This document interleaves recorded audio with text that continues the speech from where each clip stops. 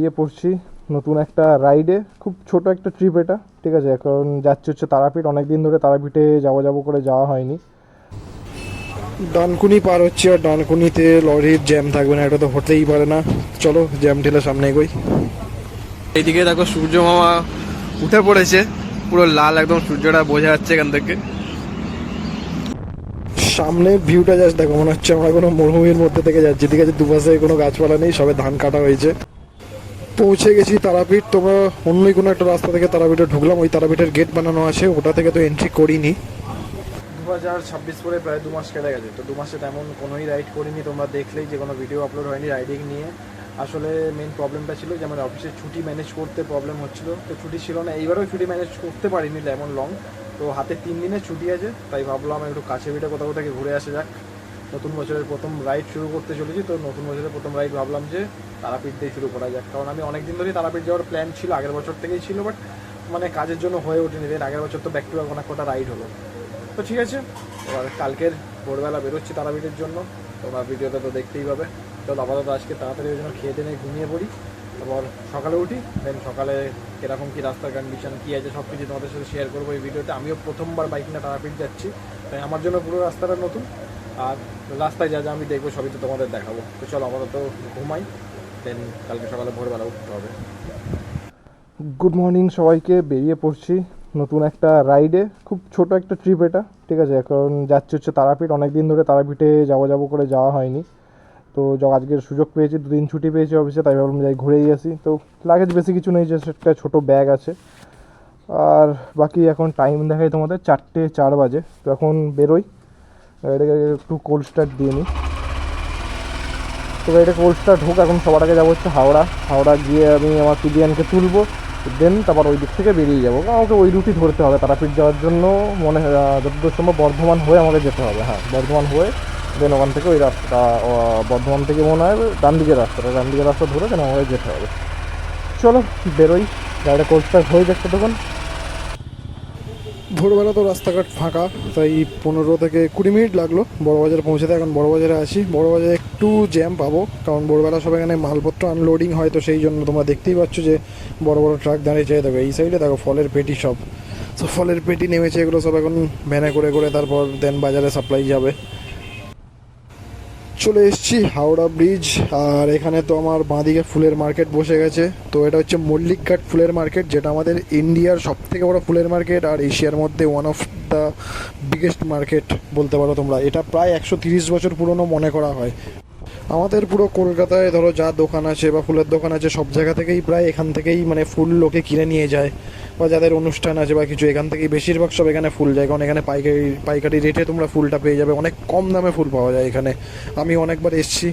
তো চলো হাওড়া ব্রিজ দেখতে দেখতে, এত ফাঁকা হাওড়া ব্রিজ মানে খুব একটা দেখা যায় না, মানে ভোরবেলা ছাড়া তুমি রাতে বলো সকালে বলো কখনোই এত ফাঁকা হাওড়া ব্রিজ দেখা যায় না। তো হাওড়া দিয়ে আমরা আজকের বাইকের পার্টনারকে তুলে নিয়ে চলে এসেছি। এখন আছি হচ্ছে ডানকুনি রোডে।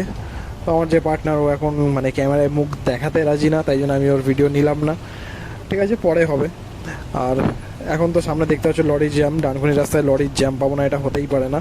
তো সামনেই কিছুটা দূর গেলেই ডানকুনি টোল প্লাজা। চলে এসেছি ডানকুনি টোল প্লাজায়। আর ডানকুনি টোল প্লাজা তো মানে এখন প্রায় সব রাইডার্সদের মিট আপ পয়েন্ট হয়ে গেছে এটা। তো বেশিরভাগ যেখানে যা জার্নি শুরু করে, ধরো এই রাস্তা হয়ে বা দিল্লি রোডে কোথাও যেতে হলে সবারই মিটিং পয়েন্ট এই ডানকুনি টোল প্লাজা থাকে। তাই এই মানে রাইডার্সদের কাছে এখন এটা খুবই একটা ফেমাস স্পট বলতে পারো। ভোর হয়ে গেল, এখন বাজে প্রায় 5:30 মতন। তো আলো এখনও পুরোপুরি ফোটেনি, বাট ঠিক আছে। তো আমি রাতে তেমন কোনো ক্লিপ নিলাম না, রাত বলতে আর কি মানে 1 ঘন্টা জাস্ট। আমি আর তখন এর কোনো ক্লিপ নিলাম না, ডানকুনির পর থেকে ক্যামেরা বন্ধ করে দিয়েছিলাম। বাকি মানে ঠান্ডা আছে এখনও। আমি ঘর থেকে ভেবে বেরিয়েছিলাম যে ঠান্ডা খুব একটা হবে না, তাই খুব একটা মোটা জামা কাপড় কিছু পরে আসিনি, একটা মোটা শার্ট পরে এসেছি, তার উপর আমার রাইডিং জ্যাকেট। তো ব্যাস, এখন হাইওয়েতে উঠে তো মানে শরীরের ভেতর অব্দি কাঁপিয়ে দিল। চলে এসেছি শক্তিগড়ের কাছাকাছি, আর 2-3 কিলোমিটার গেলেই ওই ল্যাংচার মার্কেটটা পড়বে। তো ওখানেই দাঁড়িয়ে ব্রেকফাস্টটা করবো, কারণ ভোরবেলা কিছুই খেয়ে দিয়ে বেরোনো হয়নি, তো প্রচণ্ড পরিমাণে খিদে পেয়ে গেছে। তো চলো আগে ওখানে দাঁড়িয়ে কিছু খেয়ে দিয়ে নিই। আর চা খেতে হবে সকাল সকাল, একটু চা না খেলে মুখটা ঠিকঠাক হচ্ছে না রাইডিং করার। দাঁড়িয়ে এসে এখন শক্তিগড়ে, ঠিক আছে। 1 ঘন্টা মতন, 1 ঘন্টা না, 1 ঘন্টা 15 মিনিট মতন প্রায় রাইড করে আমরা শক্তিগড় পৌঁছে গেছি। আর সকাল তো হয়ে গেছে, ঠিক আছে। এইদিকে দেখো সূর্য মামা উঠে পড়েছে, পুরো লাল একদম সূর্যটা বোঝা যাচ্ছে এখান থেকে। তো শক্তি করে এখন এই একটা ল্যাংচা নিকেতন, এটা এখানে দাঁড়িয়েছিলাম একটু চা খাওয়ার জন্য, আর দেখলাম যে কচুরি ভাজছে ওরা, বাট বললো যে এখনো ডাল আসেনি। তো কচুরি তো খাওয়া হলো না, ঠিক আছে। চাটা খেয়েছি, ঠান্ডা লাগছে প্রচুর। আমি মানে ভেতরে খুব একটা মোটা কিছু পড়ে আছি না, এবার অত ঠান্ডা থাকবে না, বাট না এদিকে ভালো মতনই ঠান্ডা আছে এখনো, ঠিক আছে। তো দেখি একটু সামনে গিয়ে যদি কোথাও খাবার দাবারের কোনো ব্যবস্থা করা যায় তো সেটা করতে হবে, কারণ সকালে তো ভোরবেলা কিছুই খেয়ে বেরোয়নি। তোমরা দেখলাম প্রায় 4টে করে বেরিয়ে গেছিলাম ওখান থেকে, 4টে করে বেরিয়ে দেন হাওড়া আসলাম, হাওড়া থেকে ওকে পিক আপ করলাম, পিক আপ করে দেন শক্তিগড় এখন দাঁড়িয়েছি। তো এখান থেকে আর মোটামুটি 130 কিলোমিটার মতন বাকি তারাপীঠ। আর টাইম লাগার কথা ওখানে মানে এস্টিমেট টাইম দেখাচ্ছে আমাকে প্রায় 3 ঘন্টার কাছাকাছি। তো ওরকমই লাগবে হয়তো আশা করি, কারণ পুরোটা হাইওয়ে পাবো না, এরপর থেকে ভেতর থেকে কোনো একটা রাস্তা দেখাচ্ছে, ওটা আমি জানি না রাস্তাটা এখন কন্ডিশন কেমন বা কিছু, কারণ আমি এর আগে কোনোদিন বাইক নিয়ে তারাপীঠ আসিনি, যতবারই এসেছি ট্রেনে এসেছি। তো ঠিক আছে, চলো দেন দেখি রাস্তার কি কন্ডিশন, দেন তোমাদের বলবো। তো এই হোটেলের শেষমেশ, ঠিক আছে, কচুরি দাঁড়িয়ে মানে অনেকক্ষণ আমরা দাঁড়িয়েছিলাম, লাস্টে ডাল শেষ হয়ে ছিল না ওদের, তো ডাল চলে এসছে, তো এখানেই খেয়ে নিচ্ছি কচুরি। এ দেখো কচুরি নেওয়া হয়ে গেছে, আমি খেতে বসেছি, তো খেতে নিয়েই বেরোবো। আধ ঘন্টা অলরেডি কেটে গেছে এখানে, তাই জন্য একেবারে এখানেই খেয়ে নিচ্ছি। আর এখন ব্রেক দেবো না, আরও মোটামুটি 1 থেকে 1.5 ঘন্টা মতন গাড়ি চালাবো, তারপর দেন ব্রেক দেবো। চলো। শক্তিগড় থেকে তো বেরিয়ে পড়েছি, আবার ম্যাপে সামনে আমাকে হাইওয়ে ছেড়ে একটা মানে হাইওয়ের যে রোডগুলো আছে ওর নিচ থেকে একটা রাস্তা দেখাচ্ছে ডান দিকে, মানে মেবি হচ্ছে ওটা বর্ধমান সিটির ভেতর থেকে যাচ্ছে, যেটুকুনি আমি দেখে বুঝতে পারছি। তো রাস্তাটা যেটা দেখাচ্ছে ওটা তোমার সিউড়ি হয়ে বোলপুর হয়ে দেন তারাপীঠ ঢুকছে। এই যে সামনে বোর্ড দেওয়া আছে, ডান দিকে বর্ধমান সিটির রাস্তা ঢুকছে, তো আমাদেরও ডান দিকে যেতে দেখাচ্ছে। একবার ম্যাপটা ভালো করে আমি দেখে নিই, দাঁড়াও এখানে দাঁড়িয়ে যে অন্য কোনো অল্টারনেটিভ রাস্তা আছে, কারণ ওই রাস্তাটা তো সিঙ্গেল হাইওয়ে দেখাচ্ছে। সিঙ্গেল হাইওয়েতে গেলে তো বর্ধমান সিটির ভেতর থেকে আমি আগের বার এসেছিলাম, তখন টাইম বেশি লেগেছিল। না, অন্য কোনো অল্টারনেটিভ রাস্তা তো খুঁজে পেলাম না। আমি একজনকে জিজ্ঞেস করলাম, উনি বললো যে না এদিক থেকেই যেতে হবে তোমাকে। তো চলো, কিছু করার নেই, এবার প্রথমবার আসলে যা হয়, রাস্তাঘাট ঠিকঠাক বুঝতে পারছি না আমি, তো এই ম্যাপের ভরসাতেই ম্যাপ যেটুকুনি দেখাচ্ছে ওটাতেই যাচ্ছি। তো এখান থেকে ডান দিকে রাস্তাটা নিয়ে নিলাম, এবার ডান দিকেও না পুরো ডান দিকে গিয়ে আবার বাঁ দিকে একটা রাস্তা আছে, ওখান থেকে নিতে হবে। তো চলো তোমাদের আমি দেখিয়ে দিচ্ছি সামনে মনে হয় ফার্স্ট বাঁ দিকটাই নিতে হবে আমাকে। হ্যাঁ, ম্যাপে বাঁ দিকেই দেখাচ্ছে। আরে বাপরে, কতগুলো বাম্পার দেখো, কি বড় বড়, ট্রাকের জন্য এইসব বাম্পারগুলো বানানো। এই যে চলে এসেছি, এবার এখান থেকে বাঁ দিকে নিতে হবে। তো বাঁ দিকে হচ্ছে তোমার সোজা বর্ধমান সিটি, এই যেখানে বোর্ডও দেওয়া আছে, তো বোর্ডটা একবার দেখে নিই। আচ্ছা, বোলপুর 50 কিলোমিটার, সিউড়ি 65 দেখলাম মেবি, হ্যাঁ 65 কিলোমিটার। তোমাদের সিউড়ি আর বোলপুর হয়ে মানে ফার্স্টে সিউড়ি পড়বে, দেন বোলপুর হয়ে ওই রাস্তাটা ওই যেতে পারে। এই যে এই সেই সিঙ্গেল হাইওয়েটা, এইরকম কন্ডিশন হলে তাও ঠিক আছে, এবার যত বেলা বাড়বে তত লোকের ক্রাউডও বেড়ে যাবে এই রাস্তায়। এখনো অবধি তো রাস্তা মোটামুটি ভালোই, ওই রাস্তা ধরেই সোজা যাচ্ছে, আর কোথাও বাঁকা টাকা নেই এখানে।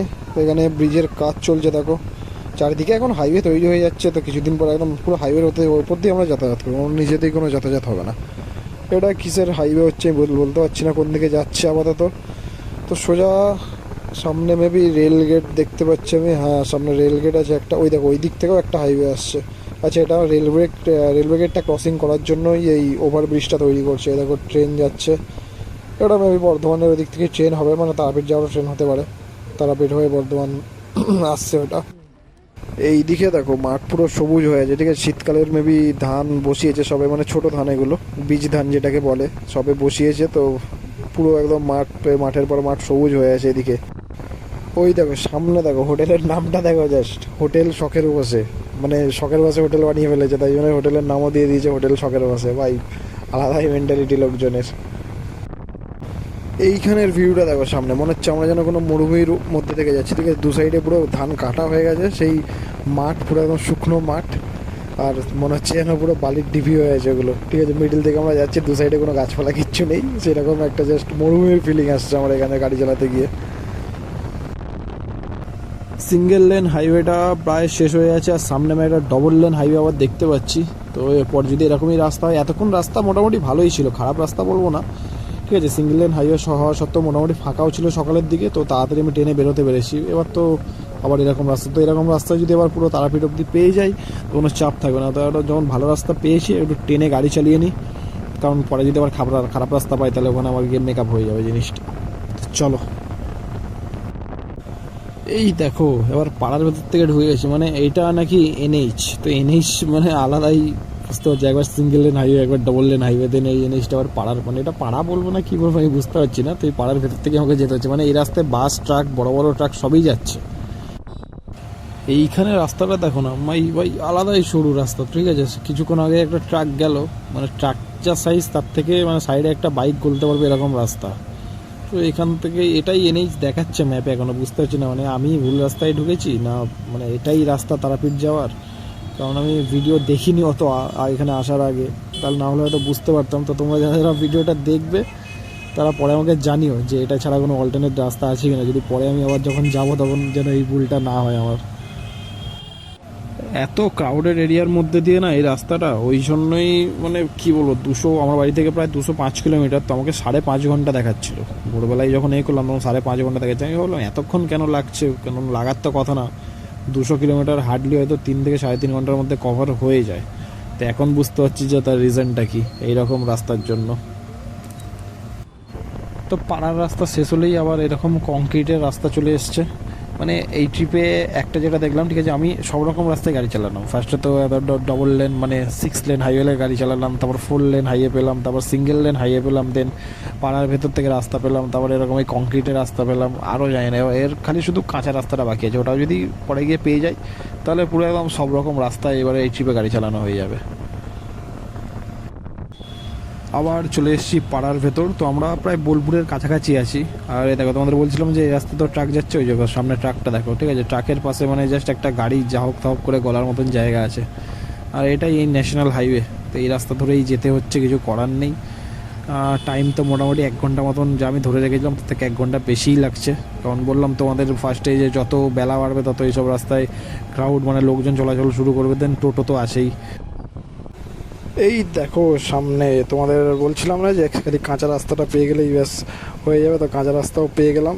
এটা নদীর উপর থেকে যতদূর সম্ভব টেম্পোরারি একটা রাস্তা বানানো, মানে ওই পাশে তো ব্রিজ আছে, তো ওই পাশ থেকে মেবি হয়তো ব্রিজে কোনো কাজ হচ্ছে যতদূর আমার মনে হয়, তো ওই জন্য টেম্পোরারি একটা রাস্তা বানানো একটা। নদীতে তো জল নেই, মানে না থাকারই মতন পুরো শুকনো। এই দেখো এখানে দেখো জল যাওয়ার জন্য ছোট ছোট ড্রেন করা রাস্তার মাঝখান থেকে, মানে একটা উপর থেকে রাস্তা একটা নিচে থেকে রাস্তা।